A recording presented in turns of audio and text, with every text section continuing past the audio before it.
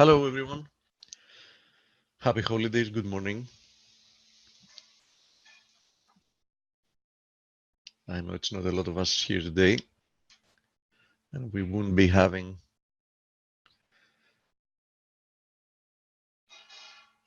a face webinar. Nobody else is in the house. But we've had some movement in the markets. I doubt it that it's anything but holiday flows, but still there are a few things to talk about. Hi, Ronnie. Merry Christmas to those that celebrate Christmas, or happy holidays to the rest. So we've had some interesting movements in the FX and metals world. Other than that, the dollar has been moving. So most of the FX flows is due to dollar weakening. Now, I don't have a lot to say about stocks. I've actually started shorting them. I do think that these are purely holiday flows. I mean, we've overshot. If you've seen the S&P, we've overshot by a very decent margin. All the formations that we had in mind, even the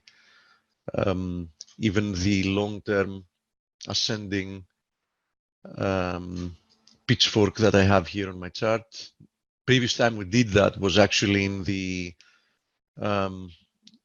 January 2018 mania phase of the market, before we actually reversed lower from, what was it, like 2,875 roughly down to 2,530. So it was like a nice 300 handle move lower, as you've seen now. This is, I think, like the 11th consecutive. This is a daily chart, but this is the 11th consecutive up week, which we're going to close today, since it's a Friday. During the past 12, so in 11 out of the last 12 weeks, we've been up.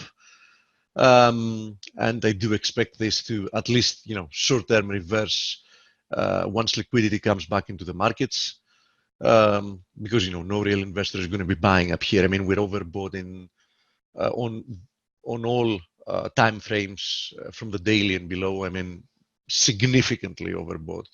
Specifically, I mean, if you want to go down to a 4-hour chart, we're currently RSI is at 83 and change. Daily is at 80 almost, like 79.30. So as I've said, I do think that these flows are going to reverse. Now, is the same thing going to happen with the dollar flows? There is a decent chance, right? There is a decent chance. Although I'm a little bit more skeptical about it. So if I had to bet, good morning, Monica. So if I had to bet, if we would see a reversal in both the FX world and risk assets, yeah, we might get that. But if it is to happen in only one, I would bet that risk assets have to pull back somewhat. Now, the dollar has been definitely weakening, but the dollar has not yet broken down, right? So if we judge just by the DXY, as you see, the DXY is still consolidating within this ascending channel. We briefly broke below it, like for a day, December 12th. Now, I don't think this was a real candle. Actually, I was monitoring it the day before yesterday. I think this is just, like some kind of a holiday bid or whatever. So don't pay attention to this long wick here. So bottom line, we're retesting like some soft support here at 97 something.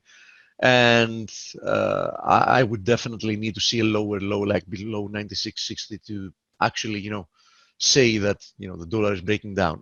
Although, if we, leave the DXY per se, I have to say that, the Aussie is actually breaking higher from the 69.30 area. If you remember, I've said multiple times that 69.30 is like a key area of resistance for the pair. So, this is something worth noting because it is a significant development. The Kiwi has now completed the inverted head and shoulders formation. Actually did so not today, but actually yesterday at the close. Currently testing like another resistance area. Although very overbought in the short term. I mean, this is a daily chart, and we're at 80 RSI. If we go to the 4-hour chart, I'm assuming it's going to be even more overbought than that. It's going to be at actually, let's see. No, actually, it's not more overbought than that. It's like at 78. So, bottom line, a pullback would make sense here as well. The key development in the metals has been already done several days ago. I mean, silver has broken out. We were expecting this development to happen. I mean, we said that, any daily close above 1725, 1730 is going to be major for silver, and it's going to indicate that another move higher has begun. So that has already happened. Same deal here with gold. I think those are legitimate breakouts because, these formations were clearly corrective. I mean, you couldn't be certain that we found a low until we finally bridged through these trendline resistances. But I feel quite comfortable to say that probably that's the case. So I'm looking for new highs in both those metals. Now, having to do with crude, there is another development here. Now, I don't know if I can trust it. During the holidays, we've actually closed above this descending trend line. Now, it is marginal, right? So, I wouldn't bet here that this is like a legitimate breakout, but might be the case. I wouldn't be chasing it though. I feel much more comfortable about metals breaking out than I do about crude. Next area of resistance, regardless, is at 63.40. So, it is what it is. As long as we trade above 60, you can be long and hope that this is a legitimate breakout. But as I said, in my for my taste, it's like very marginal, and it's holiday time. So, I wouldn't be putting so much faith on that. Now, having to do with the euro, another attempt to break out from this descending trend line. We also have this trend line here in the RSI, which we haven't broken above yet. And most importantly, if you remember, 111.80, 112 is a key area of resistance. We're not above that yet. So we did find support at 110.70. I remember at the last webinar, I said that, 110.70 is going to be support. It was, once again, so we managed to hold that. Now, will we be able to push through 111.80, 112 and close above it today on a Friday?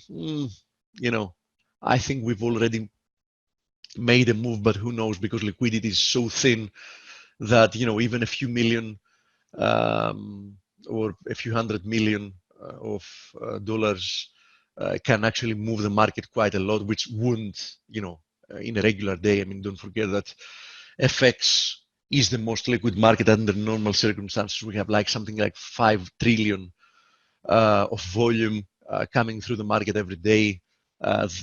We definitely have a very, very, very small fraction of that today or yesterday or Monday. So I wouldn't be putting too much faith. As I said though, metals have already broken out since some time ago.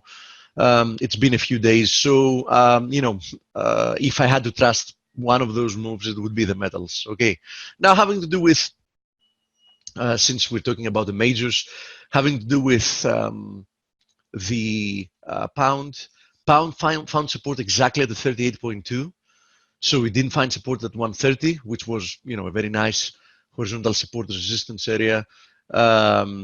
Also, the previous breakout resistance, but this was exactly the 38.2 from the 119.50, let's call it, low to the 135.15 high. So, you know, still that should be considered a shallow retracement.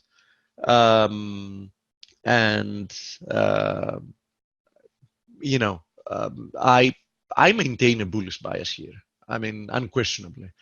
Now, that doesn't mean that we can see a deeper correction, right? So if these dollar selling flows, you know, are just, you know, end of year, low liquidity, and we still have another leg higher, so another leg lower in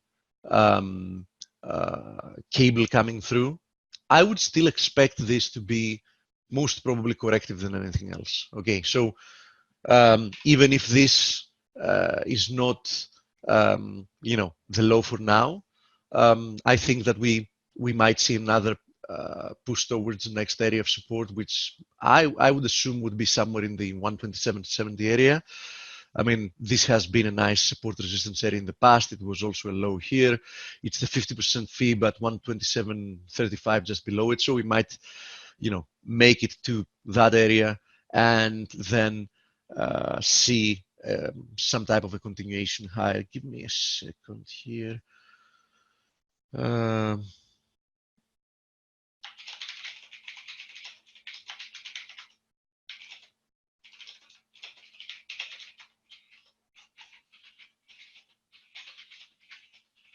Let me write to the chat room that I've opened Face because, you know, we hadn't made a specific decision. So those that want to join can actually join. That's what I think about cables. As I said, you need to be cautious, but still, I like the fact that we found support at the 38.2% fib. Now, having to do with dollar-denominated pairs, I'm still short the USD NOK, and I have to say that, you know, it's a good thing that I actually didn't close it out, because you know, I didn't expect it actually to keep moving. So I thought that during the holidays, it might, you know, either stay put or even reverse somewhat, but it actually hasn't. It has been moving quite nicely. And the fact that, you know, crude has remained well bid has actually helped it. There's no question about it. But I have to say that we're now actually approaching my final target, which is at 880, 882. Actually, I have a limit order at 882. You can see why, right? 880, 882 had been an area of resistance for quite some time. I mean, we were testing it since literally a year ago, end of December of 2018. And we actually only managed to break through it in the middle of the summer, 31st of July. So, you know, between 27th of December, 31st of July, this was, you know, a significant area of resistance. And, you know, the market has memory. So I'm expecting this to act as support, especially if you consider that roughly in the same area, we have the 61.8 from the last leg higher to the 930 high. So, you know, it's a confluence of resistances, of supports. It was resistance. It's now a confluence of supports. I do expect the market to at least, you know, produce some type of reaction from there. So, you know, I'll close out my position when we get there. And, you know, depending on what kind of a reaction we're going to see, if we're going to see, you know, I can still establish a position once again. For example, I think that 892, 893 is going to be resistance at a retest. So why not? I mean, we can actually, you know, give it a shot there. As you see, also the RSI, the daily RSI is extremely oversold here. I mean, we're at 23, and keep in mind that you know, one of the elements that pointed lower here was this prolonged RSI divergence. You can see it here on the daily. But, you know, before this divergence started, I mean, RSI was clearly overbought, and then we started seeing, you know, this clear divergence. Then we produced this head and shoulders formation. It started losing symmetry, but just before it actually, completely lost symmetry, we broke down, and we've been moving lower since. But as I said, 890, 880, 882 should be significant support. So I do think that the market is going to produce some type of a reaction.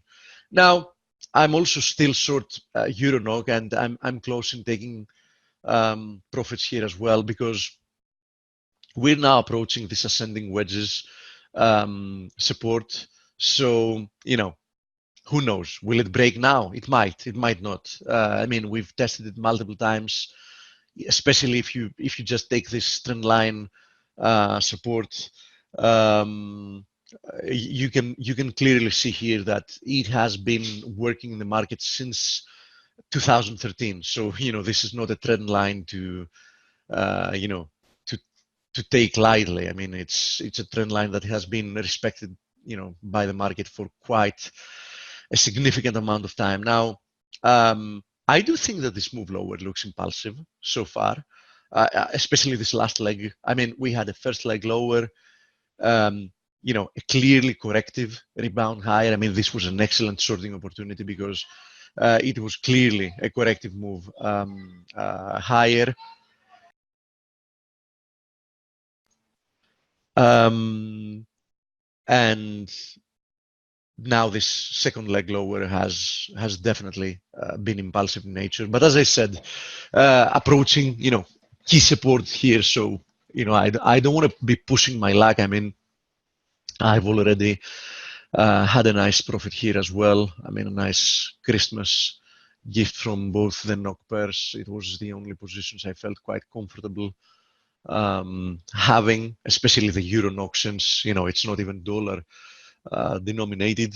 Now, as I said in the last phase webinar, I started shorting the S&P. I said I would short half of a position. I actually ended up shorting 1/3 of a position.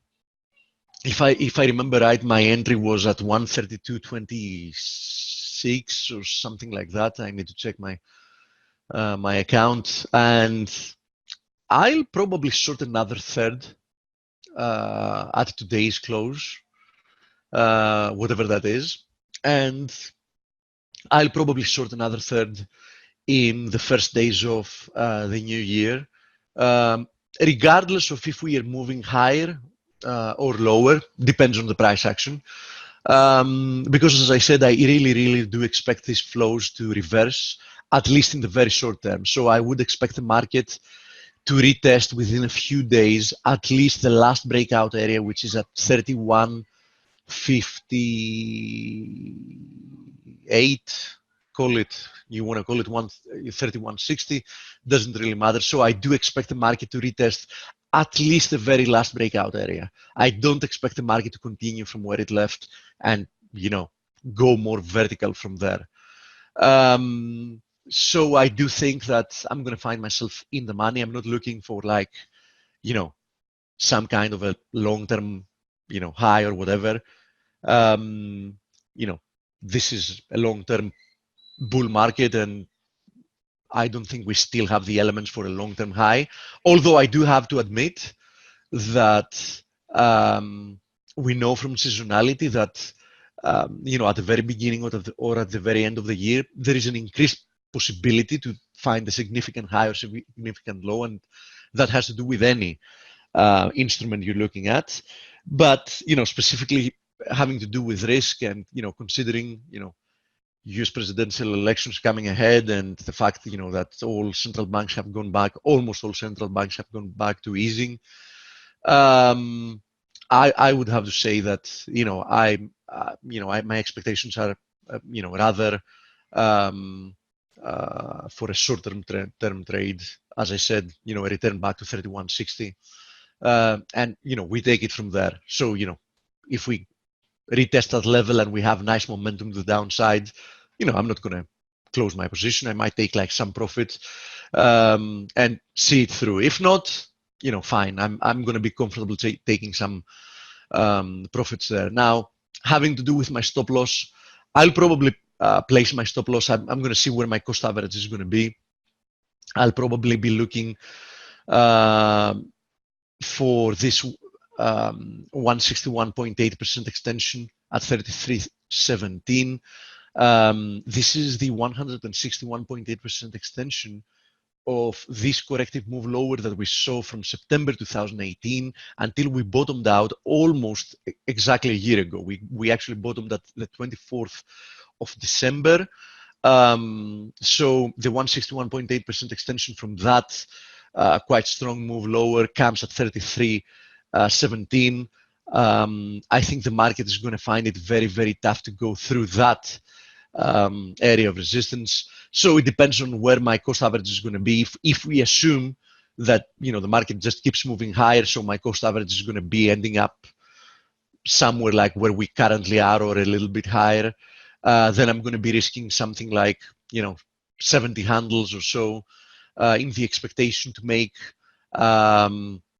like 90 as a first target. Okay, so that's under the assumption that the market, which I don't think that's going to be the case, is going to continue on this vertical path towards 33.17. As I said, I don't expect that to happen. I expect that in the very first few days of the year, when liquidity is going to come back, we're going to see a pullback at least towards the first, the last actually. So the first area of support, the last breakout area at 31.60.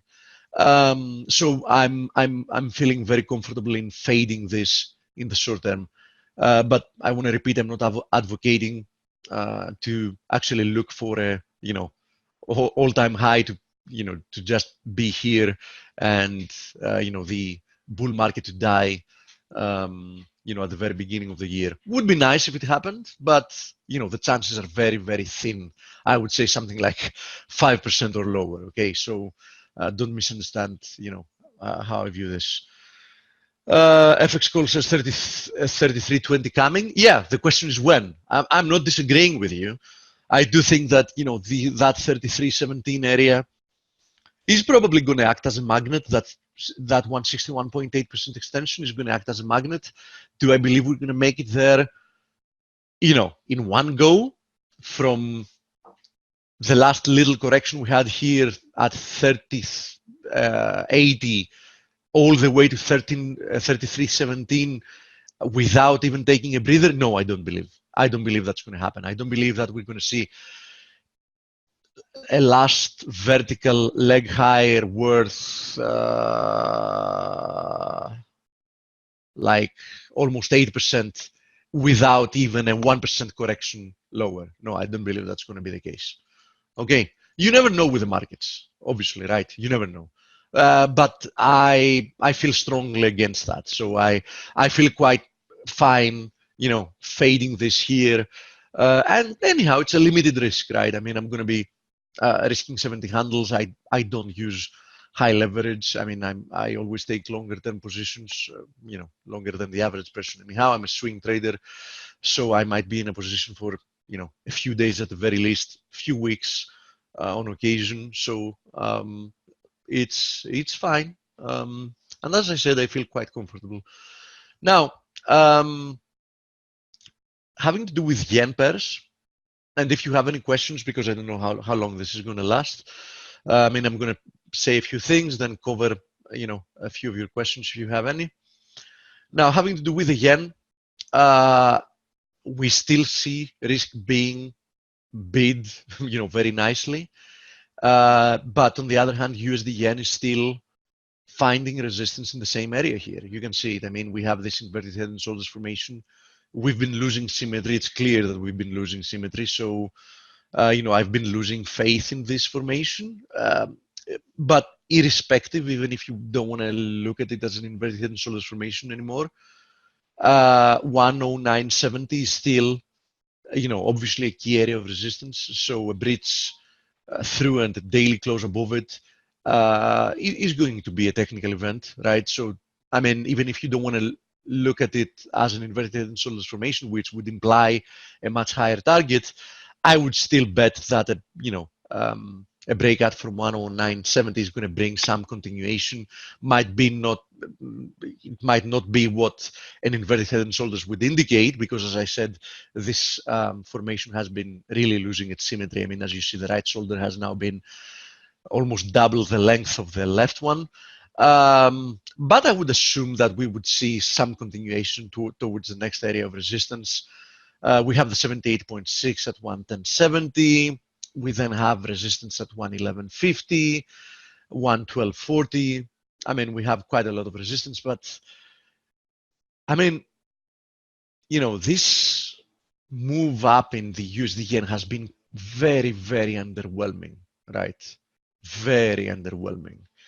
And, you know, for some reason, this resistance has been very, very solid. I mean, we've been attempting to break through that area since the end of November. It's now been a month. We're under conditions of very thin liquidity, which you would expect would be much easier for the pair to slice through that. And, you know, it still hasn't happened. So must be very troubling for people that are long with a very bad entry area. I mean, you know, if you bought it like, you know, close to where we are, I bet, you know, that doesn't feel very good, because, you know, probably people are thinking, okay, if it's not breaking out now, when is it actually going to be breaking out? What has to happen?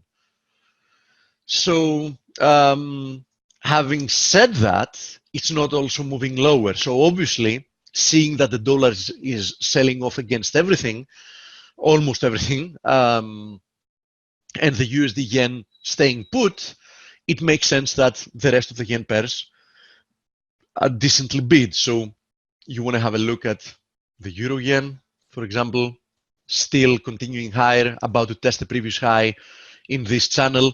Now, I have to admit, this doesn't really look impulsive to me in any way, right? So, you know, I wouldn't put a lot of faith in some prolonged move higher. I would only be viewing this under a different scope if we actually accelerate higher, bridge through this. So far, I'm going to indicate it as a corrective channel, and then, you know, prove that this was perhaps the beginning of a move higher, and we might see an acceleration from there. Until that happens, if it happens, I would still be viewing this as corrective. Now, having to do with the Aussie and the Kiwi yen, there it is. So the Aussie yen testing resistance once again. You can see it here. I expected, once we found support here, I expected that we would see another leg higher towards this confluence of resistances. We're now there, right? I mean, as you see, multiple resistances there. We have equality of legs from that first leg higher. We have horizontal support resistance area. The 61.8 is almost there. We have this ascending triangles trend line resistance. So I'm really curious to see what's going to happen from there. And here is Kiwi yen, which is overshooting for the time being, because you know, we haven't closed yet above it on the daily basis. It's now overshooting this channel. It is very overbought in the short term. I mean, daily RSI is above 82. So, you know, I would be quite skeptical here. I mean, yeah, you want to buy it, I understand it. But, you know, would you be buying it here, and where would you place your stop loss? So I would have to say that, you know, if you really want to buy this, you would need to see some type of a pullback towards at least this area, and then hope for another leg higher, in which case I would be looking for a move towards this longer term descending channel. You can see it is currently passing from like 74.80, and, you know, it's declining. No, actually it's passing from, 75 and change, and it is declining, of course, for every day that passes. So, you know, if we have to pull back and move higher, it's going to be below 75 when that happens. So keep this longer term picture in mind. I mean, we still remain in a descending channel. So, you know, it is not a bullish formation yet. It will become very, very bullish if we break out from this channel. right? But in the short term, as I said, we're very overbought, so I wouldn't be chasing this market up here. Now, you want to buy it for an actual retest of the channel. As I said, this congestion area has acted as support resistance in the past as well. Above 72 or 72, 72.20 is probably going to be a much better opportunity. Okay, I wouldn't be pushing my luck up here for any reason. Now, having to do with the Canadian dollar, which admirably, we have actually seen the USD CAD. Let me show you. There it is. Push lower, despite Canadian data having been horrible during December. Horrible. I mean, we've seen horrible data since the first days of December coming through Canada.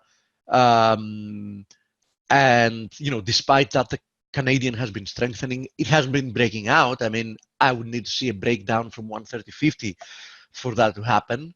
But, we're approaching that level. So, considering that we've had very bad Canadian data and the possibility that this dollar selling might reverse, at least in the short term, when liquidity comes back through the market, I would have to say that fading this Canadian dollar strength against the dollar, as long as we stay above 130, 130.50, is probably not a bad idea. Now, if you don't want to get involved with the dollar, I repeat, if you don't want to get involved with the dollar, but you want to fade Canadian strength, I have a very good proposition here. And that is actually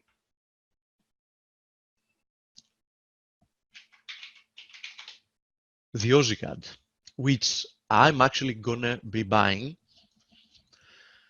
because I've been monitoring this for quite some time and it seems to be breaking out today. I want to see the close of the day. This has built a beautiful inverted head and shoulders formation here. You can see it has symmetry, right? It had more elements as well. I mean, it was first a descending wedge. We broke above it. It then looked like it formed an inverted head and shoulders formation. The neckline was also previous support, as you see, and an important support level. We had a prolonged RSI divergence. You can see that we were diverging since the end of summer, actually. But we found a low at the 1st of October, seasonality, we've talked about it. I mean, chances of finding a low or a high beginning of a month, beginning of a week, beginning of a year, or at the very end of a year, month, etc., is increased. So, found a low at the beginning of October, first trading day of October or so. And it's now breaking out. So 200 DMA is also approaching here at 91.50. I think this is a nice opportunity. So, this can end up working out regardless of what the dollar does. The only thing that it requires is for the Aussie to be overperforming the Canadian. So the Aussie to be doing, better or less bad than the Canadian. And as I've said, considering the fact that Canadian data have been coming out very, very weak, probably not a bad proposition. So this is one of my preferred positions to be at the moment, which is the Aussie CAD. And I'll probably add this to my positions at the end of close to the end of the day today or so. Let me go through your questions. The situation of dollar. Neil, sorry, I didn't see your comment timely. So you're asking if it's not reflecting the situation of the dollar, but I'm not sure what I was talking about when you asked that. So if you want to specify that. How do I comment gold up, SPX up, and use the yen up as well? First of all, as I said, some of those flows, at least some of those flows, are going to reverse. Yes, USD CAD is also reflecting the US dollar weakness. But as I said, keep in mind that Canadian data have been coming out very bad. So, if there was one pair that could actually resist the sell-off, that could have proved to be the USD CAD. Okay, that was my point. So, obviously, the fact that it's also selling off has to do with, in general, the dollar selling off against everything, with the exception perhaps of the USD yen. Right, no question about it. And that's why I said that if you're looking to fade this dollar weakness, doing that with by using the loonie as a vehicle, the USD Canadian as a vehicle against 130.50, or even that low at 130, you can call it around 130, is probably a decent opportunity. From a risk reward, it's definitely very decent, right? I mean, you can risk like less than 100 pips, even if you want to buy it, now. You can risk less than 100 pips to expect a move towards 133.50 once again, right? So even an initial risk reward is very, very appealing. And needless to say that, if we end up breaking higher, if that actually happens, and then we end up breaking higher from 133.50, then the USD CAD is going to be going, much higher from there. Okay. So USD CAD, as I said, probably, if you believe that those flows in the dollar are going to reverse, once liquidity comes back in the market, USD CAD is the place you want to trade that. That's what I think. Now, having to do with gold and silver breaking higher, even if you want to look at that from a fundamental perspective, it is exactly what you would expect to happen, right?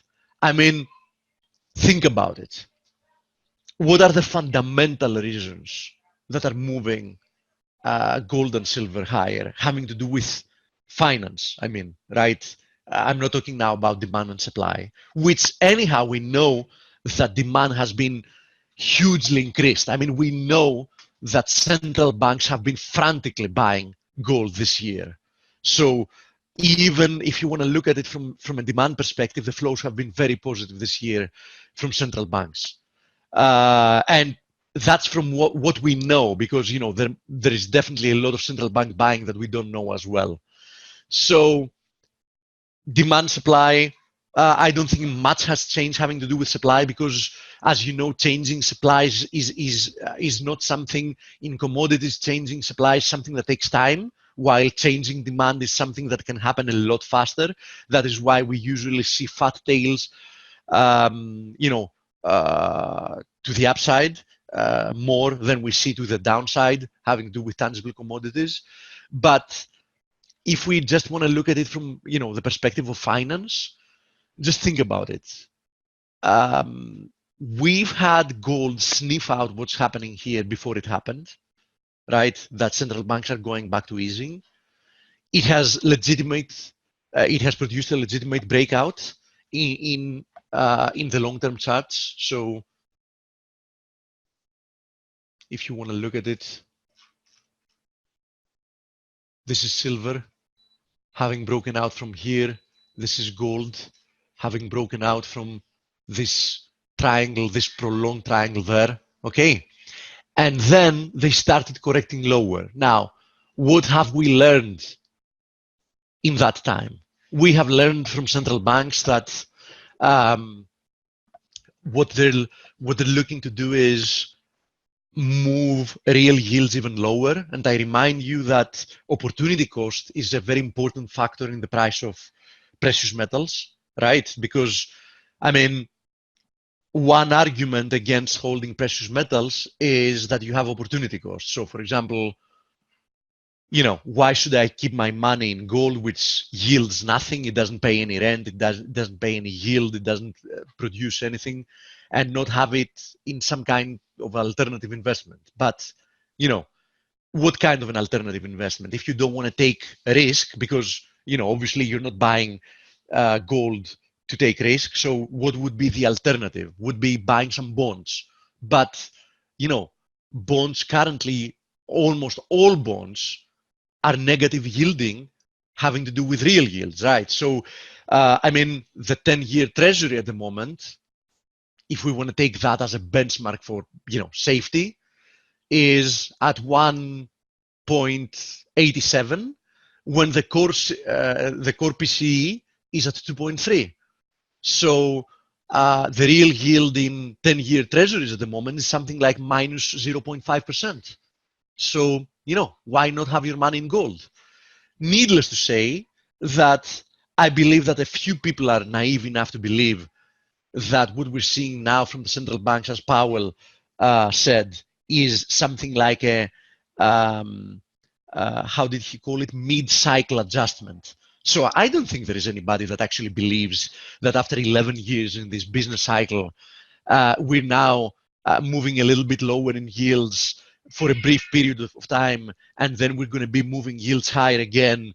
There's going to be another few years that the economy is going to be growing, and then perhaps, who knows, in 20 years from the beginning of the previous business cycle, we're going to see a recession again. Nobody made recessions go away. The only thing that central banks have managed to do is prolong the business cycle, unfortunately, as it's going to prove to be with very negative consequences. Because the longer they prolong the inevitable, the harsher it's going to be, and the more brutal the next recession is going to be. It's simple. It's as simple as physics. Look at it as dynamic energy that has been penting up, and at some point, when it finds space and it's going to explode, it's going to transform itself to kinetic energy, and then it's going to be very, very hard to stop, no matter how much they try, because they've already more or less done everything in the playbook. Now, USD CAD. Okay. Oh yeah, you meant USD CAD. Okay. Yes. Silver and gold. Yeah, already mentioned that. Silver and gold have both broken out, and I think that even if we see dollar getting bid when flows come back, I think these are legitimate breakouts. So, do I think that actually dollar is going to move higher, and they're going to be moving higher with it? First of all, it can happen. We've seen it happen in the past. But second of all, no, it's not necessary that that's going to be the case. But, perhaps seeing dollar get bid at the beginning of the year is just going to, create something like that, right? A pullback, a retest of the breakout area, let's say at 1,485, 1,419 gold, and then, continuing higher, or in silver, a move towards 1730 and then continuing higher. Now, it is worth noting here, which is also a positive development for the metals, that the gold-silver ratio has also broken down. I mean, we were talking about that with Dale. I expected a breakdown from this rebound, either from there or worst case scenario, after one more leg to the upside, and we actually did break down. So we know that usually gold silver ratio is selling off when the metals are overperforming. So the fact that we've broken down here from this ascending channel, which definitely looked corrective to me, I think is also a positive development, because it might be showing that gold silver ratio is going to be headed lower once again, and that happens mostly when metals are doing well. So that is another indication, in my opinion, that shows towards that direction. Now, at the same time, platinum is testing again this horizontal resistance area. Keep in mind that we've also had this long-term trend line resistance, which we're attempting to break out from once again. So if platinum also confirms that this is a legitimate breakout, that's going to make it 3 precious metals that are in breakout territory, right? Now, I'm not putting in the same fate palladium, because palladium has its own I mean, it's an industrial metal. There's a lot of demand, limited supply. So palladium has been moving on its own pace for various reasons, and not for the same monetary reasons that the rest of the metals. Of course, it embeds some of that influence as well. But it's a different story. Regardless, Palladium did make it to my target there. It's rebounding. Now I have to admit here that I find it very, very tough for Palladium to break out to new highs from here. The two scenarios that I mentioned last time we had a look at it was that we're going to come down to at least retest that zone, and from there we're either going to see correction in time, for example, building some type of a triangle, or an eventual breakdown to see a deeper correction, so a bigger correction in price. So considering that, the fact that I find it quite tough for Palladium to break out to new highs straight from here, I would have to say that probably Palladium is not a bad shorting opportunity. Might be even from here because we're testing previous support as resistance. But the closer we get to the highs, I think the better the opportunity is going to be. Now, it might prove tough to trade because, as I told you, corrections are very tough to predict in advance how they're going to develop. They might develop in time, they might develop in price, or a combination of the two, which you have no idea how they're going to combine. Is it going to be more in time? Is it going to be more in price? Nobody can say that with certainty. Do you think everyone will be taking their massive profits from US stock buys, sending yen flying? No, I don't think that everyone is going to be doing that, but I do think that we're going to see some flows to begin the year out of the markets. Now, how long will that last? Probably not long. So I do think that we might see a pullback, and in that case, we might see a pullback from the USD yen as well. But will it last? I don't know. Their intentions is to keep this rally going for this year as well until we can have the US elections. Now, will they manage to do so? They're going to need some luck as well. But do I think that they're going to fail miserably at the very, very beginning of the year? Not likely, because there's going to be needed some kind of an element of a surprise, some bad news coming through the market, something, and during the first days of the year, that's not going to be easy to come through. Now, going back to the metals, because there was one more metal I wanted to talk about, and this is copper, because copper has now reached my target. As you see, this is a beautiful confluence of resistances up here. We have this channel resistance, we have this previous resistance area, right? Support resistance. I mean, let me just make it an area. There you go. So we're now there. Okay, so this is not the place to belong anymore. The place to belong here was either the breakout from this descending wedge here, or the breakout from this descending triangle there. This is not the place to belong anymore. So we find ourselves at resistance. So if you want to do something with copper here, from a risk reward perspective, it would be to short it, nothing else.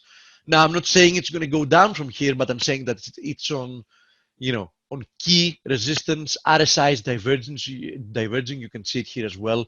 I mean, the price has been producing higher highs while the RSI has not. So I think you should be more cautious with that.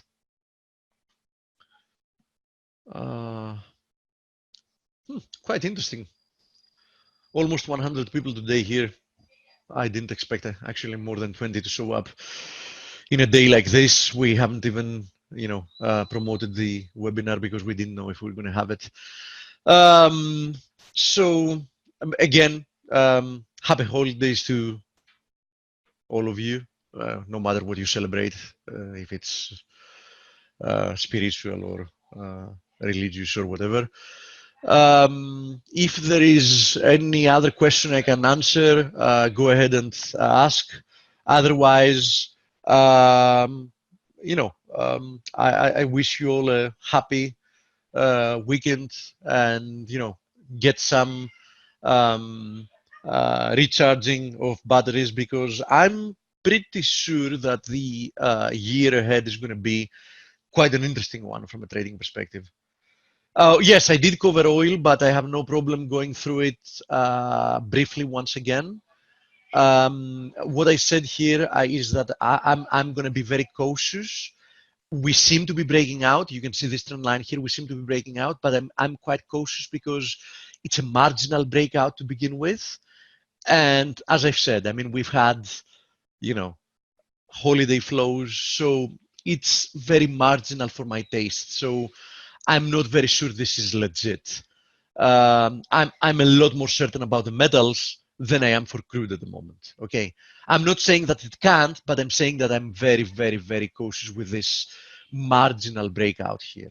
Okay, so I wouldn't be buying this breakout myself, but I have to indicate that it seems like it's breaking out. Now, obviously, a move above 63.40, which is also going to produce a higher high, is going to be a good indication that it's a legitimate breakout.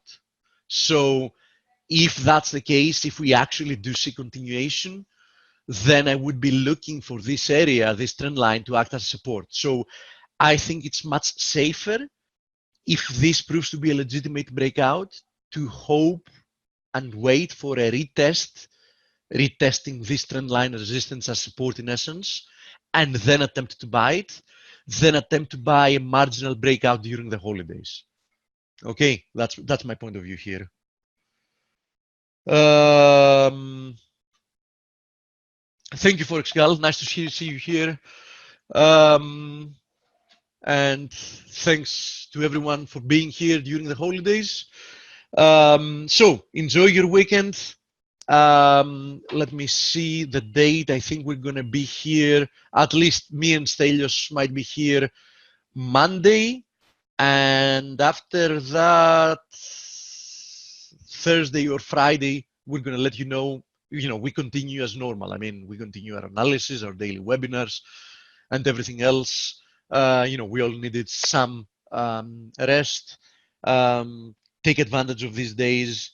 As I said, I honestly, strongly believe that 2020 is going to be a very interesting year in the markets. I think a good indication for that is the fact that, and I'm going to close with this, that despite what we've been seeing in the S&P and risk flows, just look at the VIX, still clearly holding this prolonged divergence. As I've said, and I said it a long time ago, I don't think that the VIX is going back to single digits again.